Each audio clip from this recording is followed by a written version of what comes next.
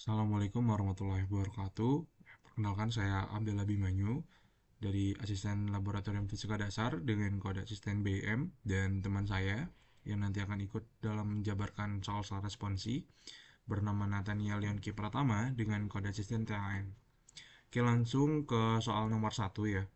Soal pertama yaitu sebuah partikel memiliki simpangan ya, dengan nilai X sama dengan 0,3 cos 2T ditambah pi per 6 dengan X dalam meter dan T dalam sekon. Oke, ditanya itu ada 4 poin, yaitu yang A pertama ditanya berapa frekuensi, amplitudo dan pas awal, lalu B di manakah partikel pada saat T sama dengan 1 sekon, lalu C ya kecepatan dan percepatan pada setiap T, dan D posisi dan kecepatan awal partikel. Nah, jawaban.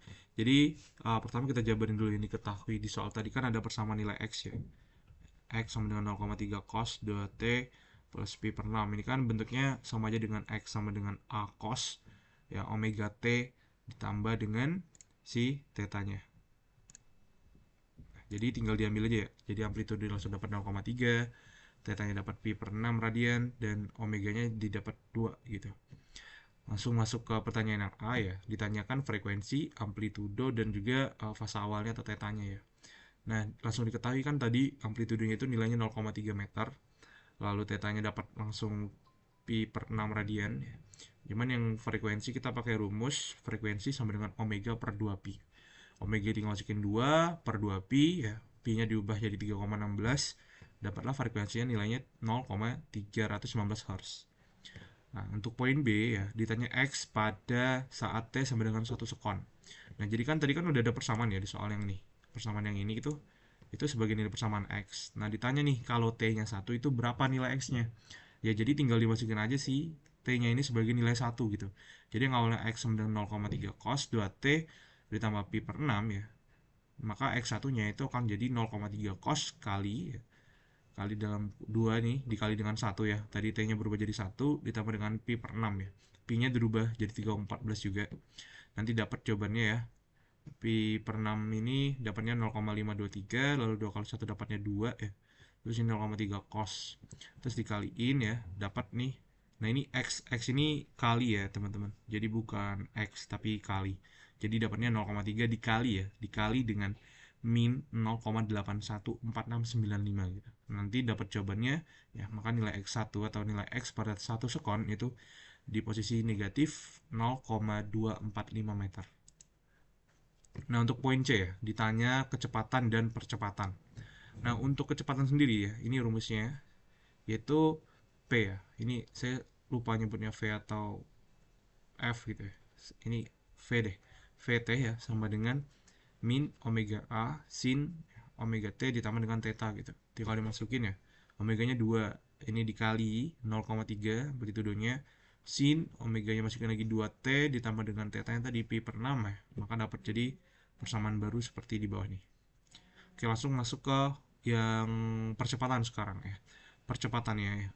Percepatan itu dikuadratin. Jadi ya yang membedakan itu adalah nilai si omeganya dikuadratin ya. Itu aja sih sebenarnya bedanya. Jadi tinggal dimasukin dan dikaliin aja. Nanti dapat hasilnya ya. Dapatlah percepatan T itu nilainya min 1,2 cos 2T ditambah dengan pi per 6 gitu. Nah, ntar. Lalu di sini ya untuk cari poin D ditanya posisi awal dan juga kecepatan awal ya. Jadi x0 ya, tinggal dimasukin tadi kan x-nya udah ada persamaannya. Ya tinggal diubah aja tadi t-nya jadi 0 gitu. Jadi yang awalnya x tadi mana ya? Yang di belakang tadi yang ini. Ya yang ini x sama dengan 0,3 cos 2t plus pi per 6. Dimasukin t-nya 0 ya. Jadinya langsung dapat ya x0 itu 0,3 cos cos 0,523. Tadi dapatlah posisi awal itu di titik 0,259 meter. Lalu untuk mencari kecepatan awal ya, berarti kita pakai rumus yang VT ini tadi. Pakai rumus VT yang udah kita dapat ya ini. Udah dapat VT-nya, tinggal dirubah T-nya ke 0 gitu. Jadi tinggal dimasukin aja di posisi posisi 2T-nya gitu.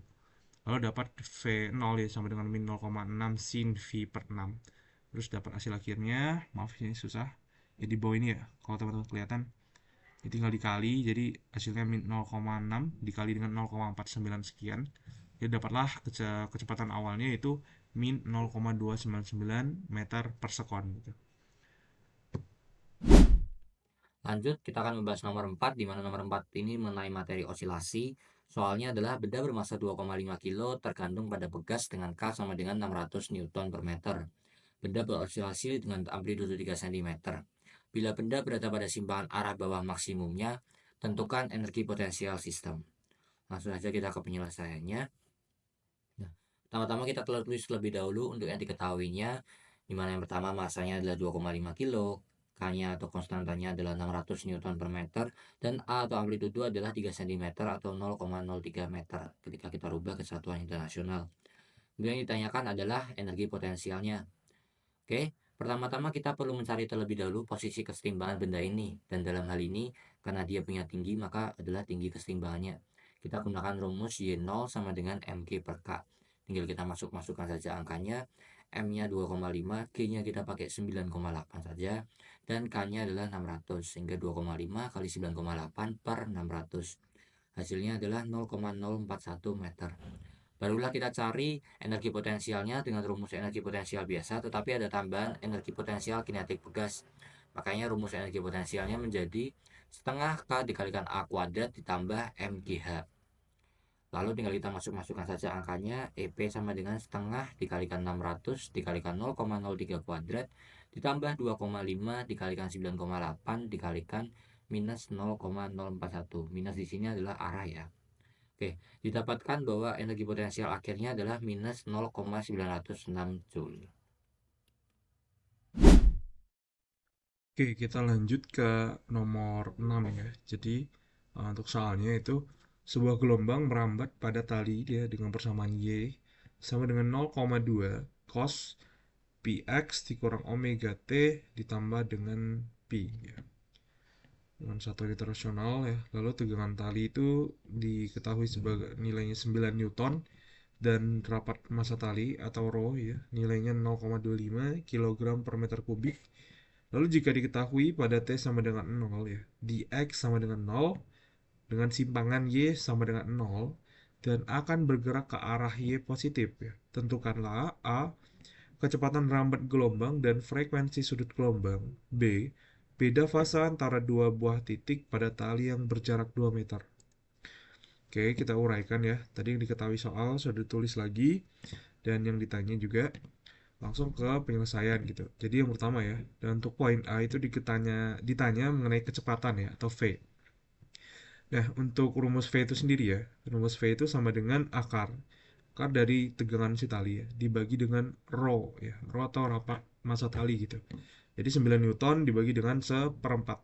Jadi dapatlah kita kecepatannya itu nilainya 6 meter per sekon gitu. Nah, ini untuk mencari omeganya nih, kita kan butuh frekuensi sudut ya atau omega. Nah, rumus omega itu kan 2πf ya. Sedangkan frekuensi itu kita nggak tahu berapa nilainya gitu.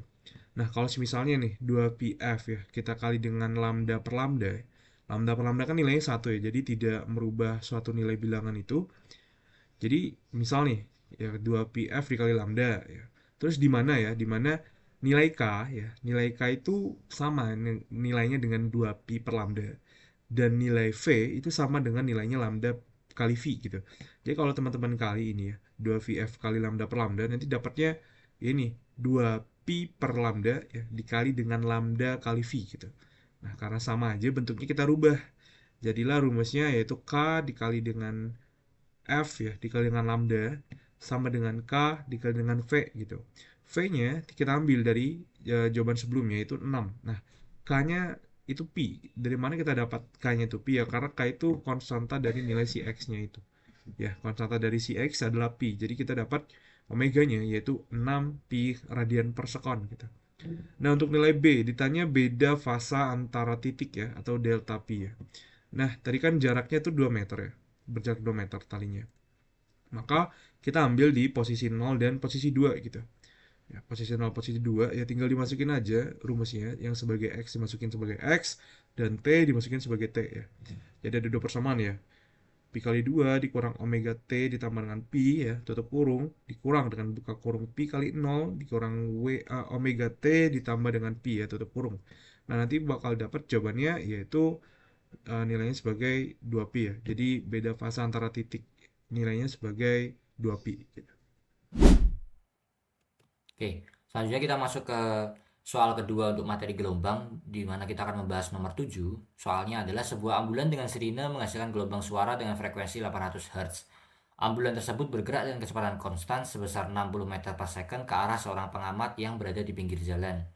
Jika kecepatan rambat bunyi di udara adalah 340 meter per second, tentukan A. Panjang gelombang suara yang dihasilkan sirine. B. Jika pengamat berlari dengan kecepatan konstan 5 meter per second mendekati ambulan, berapa frekuensi yang didengar oleh pengamat? Dan C. Jika terdapat mobil di belakang ambulan sedang bergerak dengan kecepatan konstan 30 meter per second menjauhi ambulan, berapa frekuensi yang didengar oleh pengendara mobil tersebut? Jadi soal ini membahas mengenai efek Doppler. Oke, langsung aja kita ke penyelesaiannya. Pertama-tama kita terus terlebih dahulu apa yang kita ketahui, di mana frekuensi sumber adalah 800 Hz, kecepatan sumber atau Vs sama dengan 60 meter per second ke arah pengamat, dan cepat rambat bunyi V sama dengan 340 meter per second. Ditanyakannya ada 3, yaitu yang A. Panjang gelombang atau lambda, B. Frekuensi pengamat dengan kecepatan 5 meter per second yang arahnya mendekati ke sumber bunyi, dan C. Frekuensi pengamat dengan kecepatan 30 meter per second yang arahnya menjauhi sumber bunyi. Oke, untuk penyelesaiannya kita mulai dari poin A terlebih dahulu, di mana kita bisa mencari panjang gelombang atau lambda dengan rumus V per F. Sehingga kita bisa keluarkan lagi V per Fs sama dengan 340 per 800 sama dengan 0,425 meter untuk panjang gelombangnya. Lalu untuk mencari frekuensi pengamat, kita bisa menggunakan efek Doppler, di mana rumusnya adalah Vp sama dengan Vs dikalikan V tambah Vp per V tambah Vs, di mana Fp ini adalah frekuensi pengamat, Fs adalah frekuensi sumber, V adalah kecepatan cepat rambat bunyi, Vp adalah kecepatan pendengar, dan Vs adalah kecepatan sumber. Nah, posisi plus minus di sini itu bergantung pada kondisinya, apakah pengamat mendekati atau pengamat menjauhi, apakah sumber mendekati, apakah sumber menjauhi. Dan untuk menghafalnya, saya ada sedikit saran atau tips dan bisa dicoba juga. P ini kita anggap sebagai pahala, dan jika pahala mendekati pasti tandanya plus, jika pahala menjauhi pasti tandanya minus. Sebaliknya, S itu kita anggap sebagai setan, jika setannya mendekati maka menjadi minus, jika setannya menjauhi maka menjadi positif atau plus.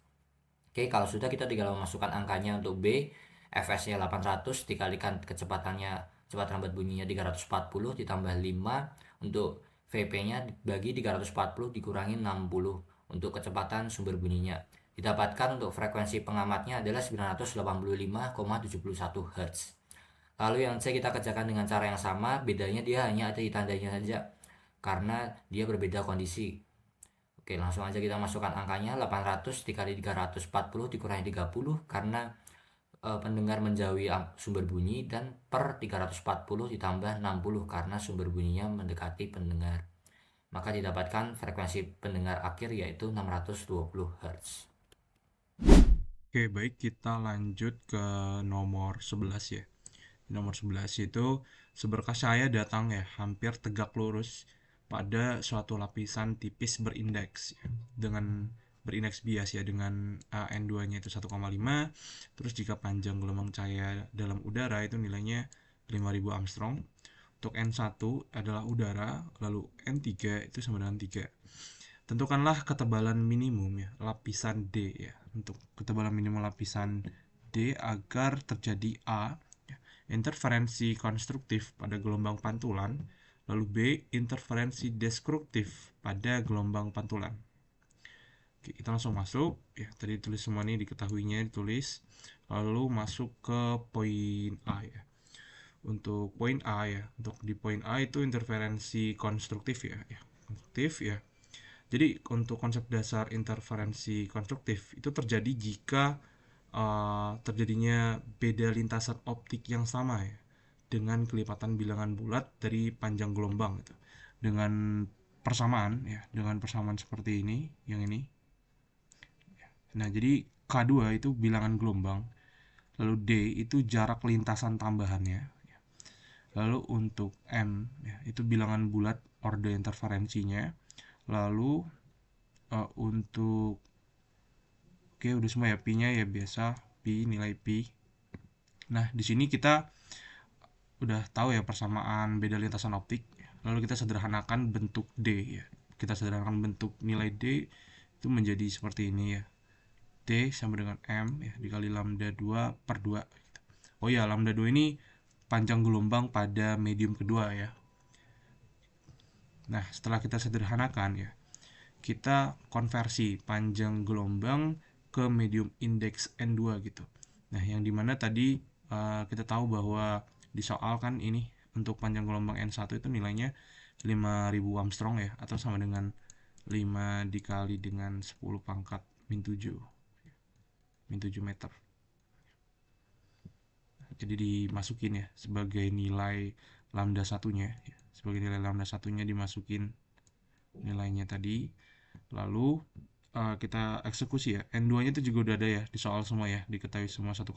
Terus juga N1 nya juga nilainya tadi 1 ya. Terus kita olah, nanti bakal dapat jawaban 1,67 ya dikali 10 pangkat min 7 meter ya guys. Ini dengan kita berasumsi salah guys. Jadi ini bukan N1, ini M, sorry.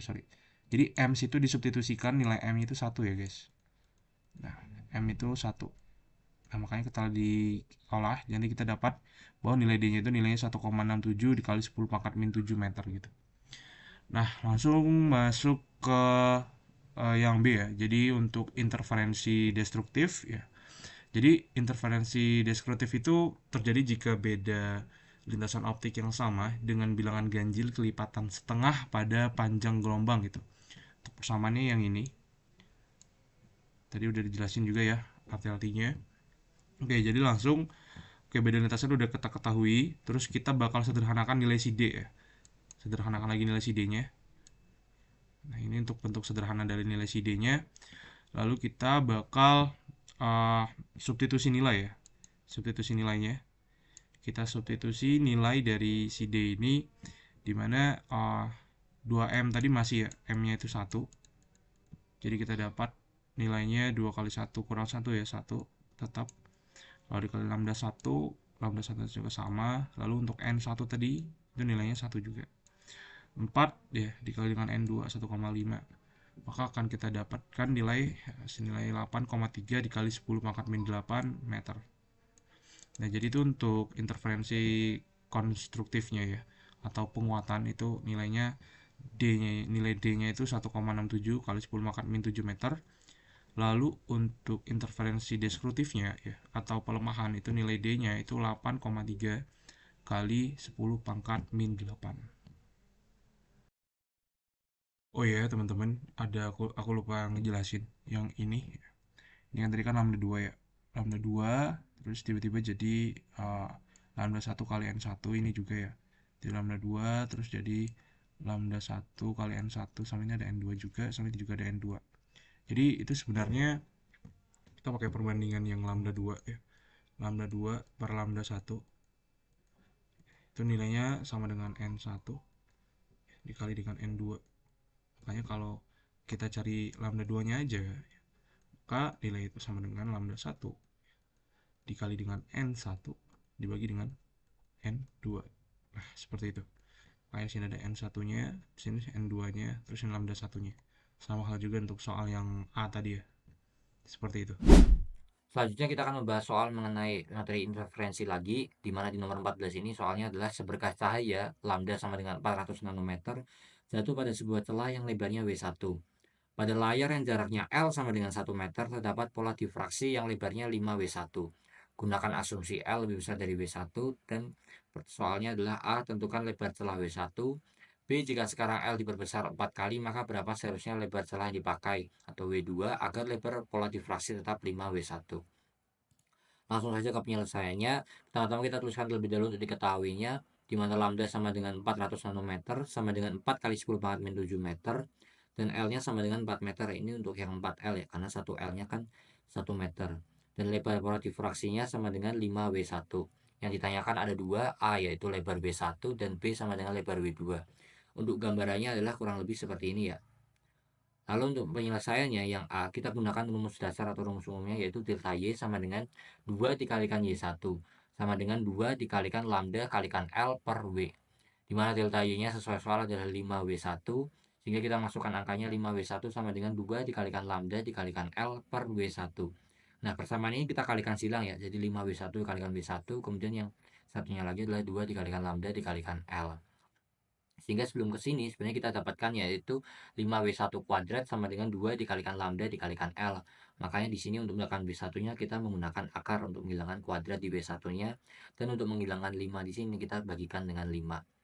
Hingga akhirnya kita dapatkan rumus akhirnya, dan kita tinggal masukkan saja angka-angkanya. W1 sama dengan akar dari 2 dikalikan 4 dikalikan 10 pangkat min 7 dikalikan 1 per 5 sama dengan 4 kali 10 pangkat min 4 meter.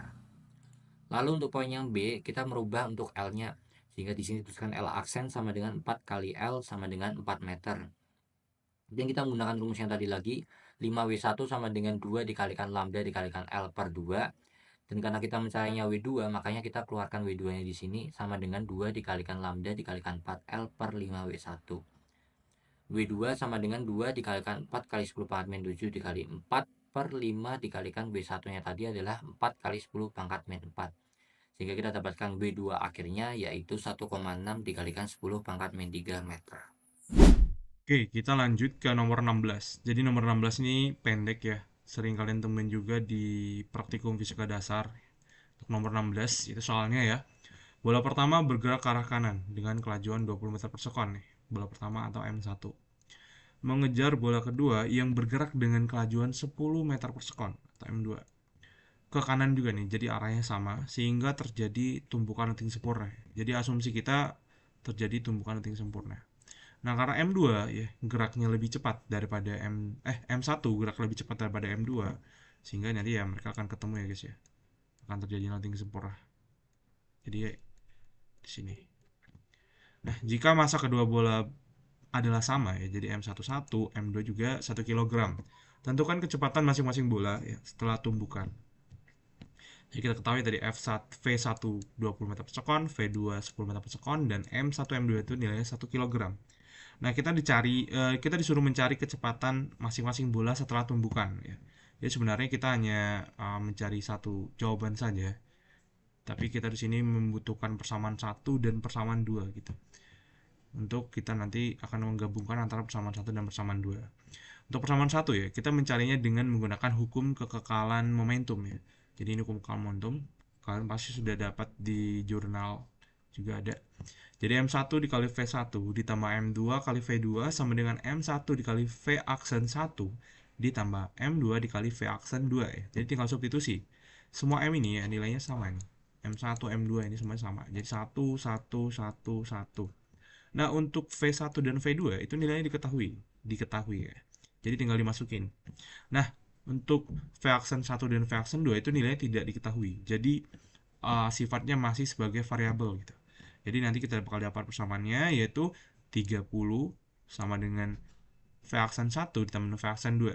Atau kita buat juga nih, V aksen 1 sama dengan 30 dikurang V aksen 2 ya. Jadi ini bentuknya sama aja ya. Cuman kita mau bentuknya V aksen 1 sama dengan gitu. Jadi ini sebagai persamaan 1. Kita lanjut untuk mencari persamaan kedua. Kita menggunakan koefisien restitusi tumbukan lenting sempurna ya, dengan nilai sama dengan 1 ya, atau E sama dengan 1. Nah, jadi untuk rumusnya ini yang dipakai ya. Jadi E sama dengan negatif V aksen 2 dikurang V aksen 1 dibagi dengan V2 dikurang V1. E-nya kita ganti nilai sebagai nilai 1 karena asumsinya terjadi lenting sempurna. Nah, untuk V2 dan V1 dimasukin ya, karena nilainya diketahui. Tapi untuk V aksen 2 dan V aksen 1 tetap menjadi variabel. Jadi di sini kita dapat persamaan kedua ya, yaitu nilai V aksen 1 dikurang V aksen 2 nilainya sama dengan min 10 sebagai persamaan kedua. Nah, kita gabungkan nih. Untuk langkah yang ketiga, kita gabungkan persamaan 1 dan persamaan kedua. Jadi tadi nih, V aksen 1 dikurang V aksen 2 sama dengan negatif 10, itu untuk persamaan kedua tadi ya. Nah, kita substitusikan ya dari persamaan 1 ke persamaan kedua. Ini persamaan 1 nih. Ini persamaan 1. Jadi tadi kan disebutin ya di persamaan 1 tadi V aksen 1 sama dengan 30 dikurang V aksen 2. Nah, jadi nilai ini disubstitusikan. Setelah disubstitusikan ya, ini kan dapatnya 30 dikurang V aksen 2 ya. Dalam kurung mereka dikurang V aksen 2 sama dengan negatif 10. Jadi kurungnya tinggal dibuka saja. Jadi dibuka dapatnya ya 30 dikurang dengan 2 V aksen 2 ya sama dengan min 10 ya, atau nilainya sama dengan ini sih, atau kedua ruas ya masing-masing ditambah 10 gitu.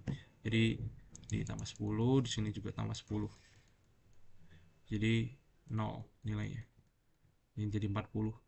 Dan min 2 ini ya kedua ruas ya sama-sama ditambah min 2 V aksen 2, jadi dapatnya persamaan ya 40 sama dengan ya positif dari 2 V aksen 2. Jadi kedua ruas itu ditambah ataupun dikurang ya teman-teman. Jadi nggak ada ceritanya pindah ruas itu nggak ada di dalam matematika. Jadi ini kedua ruas ditambah ataupun dikurang gitu. Nah kalau sudah ya, nanti kita akan dapat nih persamaan nih V aksen 2 kali 2 sama dengan 40, maka jelas bahwa V aksen 2 itu nilainya 20 meter per sekon. Kalau V aksen 2 sudah diketahui ya, jadi kita bisa mencari ya dari sini nih. Kita masukin dapatnya ini. Jadi V aksen 1 pun kita ketahui. Nilainya V aksen 1 itu 10 meter per sekon gitu. Jadi V aksen 2 diketahui dan V aksen 1 juga diketahui. Next, kita akan membahas soal nomor 17, di mana soal ini adalah mengenai momentum. Soalnya adalah bola hitam dan bola hijau saling mendekat dan bertumbukan seperti di belakang pada gambar di bawah, di mana bola hitam bergerak ke arah kanan dengan kecepatan 20 meter per second dan bola hijau bergerak dengan kecepatan 10 meter per second ke arah kiri. Jika koefisien restitusi tumbukan adalah 0,5 dan massa masing-masing bola adalah sama, yaitu sebesar 1 kg, tentukan kelajuan kedua bola setelah tumbukan.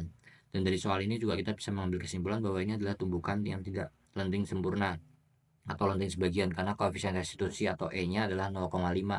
Jadi tidak sama dengan 1, juga tidak sama dengan 0. Oke, langsung saja ke penyelesaiannya. Pertama-tama kita tulis terlebih dahulu untuk diketahuinya, di mana V1 atau kecepatan bola hitam adalah 20 meter per second, V2 atau kecepatan bola hijau adalah 10 meter per second, dan koefisien restitusi atau E adalah 0,5.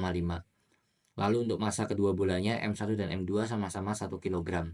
Yang ditanyakan adalah kelajuan kedua bola tersebut setelah tumbukan.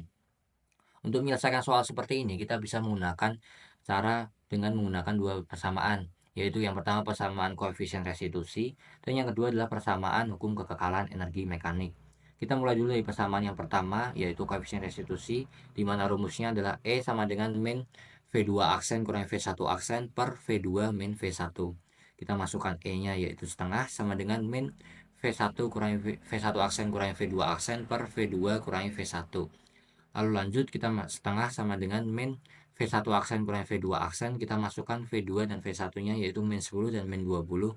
Minus di sini kita sebagai tanda arahnya ya.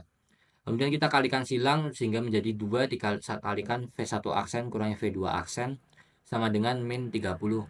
Dan kita bagikan 2 dan akhirnya kita dapatkan persamaan satu yang terakhir, yaitu V1 aksen sama dengan V2 aksen kurangi 15. Lanjut ke persamaan kedua, kita gunakan hukum kekekalan energi mekanik, di mana rumusnya adalah M1 kali V1 ditambah M2 kali V2 sama dengan M1 kali V1 aksen tambah M2 kali V2 aksen. Tinggal kita masukkan angkanya, 1 dikali 20 ditambah 1 dikali min 10 sama dengan 1 dikali V1 aksen tambah 1 kali V2 aksen. Dan didapatkan persamaan kedua yang akhir, yaitu 10 sama dengan V1 aksen tambah V2 aksen. Setelah kita dapatkan kedua persamaan tersebut, tinggal kita substitusikan persamaan yang pertama ke persamaan kedua. Makanya di sini tertulis yaitu 10 tambah sama dengan V1 aksen tambah V2 aksen. Dan V1 aksennya ini kita substitusikan dari yang ini, yaitu V1 aksen sama dengan V2 aksen kurangi 15. Sehingga di sini menjadi 10 sama dengan V2 aksen kurangi 15 ditambah V2 aksen. Kita pindah ruas dan kita kumpulkan jadi satu, yaitu jadinya 25 sama dengan 2 V2 aksen. Dan didapatkan V2 aksen sama dengan 12,5 meter per second. Lalu lanjut kita cari V1-nya, tinggal kita substitusikan lagi data yang sudah kita dapatkan. Dan kita gunakan persamaannya V1 sama dengan V2 aksen kurangi 15. Sehingga V1 aksen sama dengan 12,5 kurangi 15. Dan akhirnya kita dapatkan V1 aksen sama dengan minus 2,5 meter per second. Sekian untuk video responsi UAS-nya. Mohon maaf kalau misalnya ada salah kata atau kekurangan, dan semoga soal-soal yang sudah dibahas bisa membantu dalam menghadapi UAS fisika nantinya. Semangat buat UAS fisikanya dan good luck.